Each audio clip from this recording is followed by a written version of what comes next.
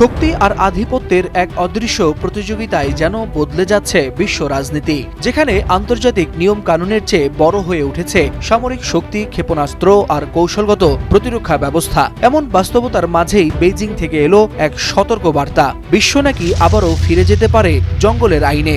এমনই এক বিস্ফোরক সতর্ক বার্তা দিয়েছেন চীনের প্রেসিডেন্ট শি জিনপিং ও রাশিয়ার প্রেসিডেন্ট ভ্লাদিমির পুতিন। বুধবার বেইজিংয়ের বৈঠক শেষে তারা বলেছেন, বিশ্ব আবারও জঙ্গলের আইনে ফিরে যাওয়ার ঝুঁকিতে পড়েছে। কিন্তু কি এই জঙ্গলের আইন, আর কাদের উদ্দেশ্যেই বা এই সতর্ক বার্তা? চীনের প্রেসিডেন্ট শি জিনপিং ও রাশিয়ার প্রেসিডেন্ট ভ্লাদিমির পুতিনের যৌথ ঘোষণার পর আন্তর্জাতিক অঙ্গনে শুরু হয়েছে নতুন আলোচনা। কারণ জঙ্গলের আইন বলতে সাধারণভাবে বোঝানো হয় এমন এক পরিস্থিতি যেখানে শক্তিশালীরাই নিয়ম তৈরি করে আর দুর্বলরা বাধ্য হয় তা মেনে নিতে। অর্থাৎ আন্তর্জাতিক আইন, জাতিসংঘের নীতি কিংবা কূটনৈতিক ভারসাম্যের বদলে প্রাধান্য পায় সামরিক ও অর্থনৈতিক ক্ষমতা। বিশ্লেষকদের মতে এই বক্তব্যের মধ্য দিয়ে মূলত যুক্তরাষ্ট্রের দিকেই ইঙ্গিত করেছেন প্রেসিডেন্ট শি ও পুতিন। বিশেষ করে মার্কিন প্রেসিডেন্ট ডোনাল্ড ট্রাম্প ঘোষিত গোল্ডেন ডোম ক্ষেপণাস্ত্র প্রতিরক্ষা ব্যবস্থা নিয়ে চীন ও রাশিয়ার উদ্বেগ স্পষ্ট হয়ে উঠেছে। গোল্ডেন ডোম পরিকল্পনার মধ্যে কি আছে আর কেনই বা এটা নিয়ে দুশ্চিন্তায় আছে বিশ্ব নেতারা? ট্রাম্প প্রশাসনের গোল্ডেন ডোম পরিকল্পনায় মহাকাশ ভিত্তিক সেন্সর, উন্নত রাডার এবং আধুনিক ইন্টারসেপ্টর প্রযুক্তি ব্যবহার করে এমন এক প্রতিরক্ষা ঢাল তৈরি করা হবে যা শত্রুপক্ষের ব্যালিস্টিক ও হাইপারসনিক ক্ষেপণাস্ত্র মাঝ আকাশেই ধ্বংস করতে পারবে। যুক্তরাষ্ট্র বলছে এটি তাদের নিরাপত্তার জন্য প্রয়োজনীয়, কিন্তু চীন ও রাশিয়ার আশঙ্কা এমন প্রতিরক্ষা ব্যবস্থা বৈশ্বিক কৌশলগত ভারসাম্য নষ্ট করবে।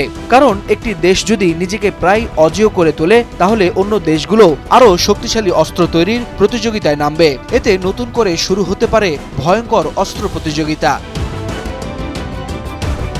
অদূর ভবিষ্যতে ভয়ঙ্কর অস্ত্র প্রতিযোগিতার এমন বাস্তবতাকে সামনে রেখে চীনা প্রেসিডেন্ট শি জিনপিং ও রুশ প্রেসিডেন্ট ভ্লাদিমির পুতিন তাদের ঘোষণায় জঙ্গলের আইন শব্দটি ব্যবহার করেছেন বলে মনে করছেন আন্তর্জাতিক সম্পর্ক বিশ্লেষকরা। তাদের মতে, যখন বড় শক্তিধর রাষ্ট্রগুলো নিজেদের নিরাপত্তার নামে একতরফাভাবে সামরিক সক্ষমতা বাড়ায়, তখন ছোট ও দুর্বল দেশগুলো নিরাপত্তাহীনতায় ভোগে। ফলে বিশ্ব রাজনীতিতে ভারসাম্যের বদলে তৈরি হয় ভয় ও অবিশ্বাসের পরিবেশ। শুধু এখানেই সীমাবদ্ধ নয়। বুধবার বেইজিংয়ের এক যৌথ ঘোষণায় যুক্তরাষ্ট্রের বিরুদ্ধে পরোক্ষভাবে আরও একটি অভিযোগ এনেছে চীন ও রাশিয়া। সেটি হলো পারমাণবিক অস্ত্র নিয়ন্ত্রণে গুরুত্বপূর্ণ নিউ স্টার্ট চুক্তির মেয়াদ বাড়াতে ট্রাম্পের অনাগ্রহ।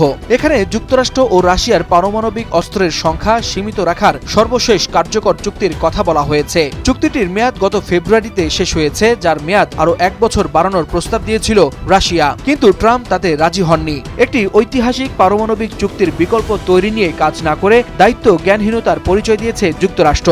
মস্কো ও বেইজিং মনে করছে এতে পারমাণবিক নিয়ন্ত্রণ ব্যবস্থাই দুর্বল হয়ে পড়েছে।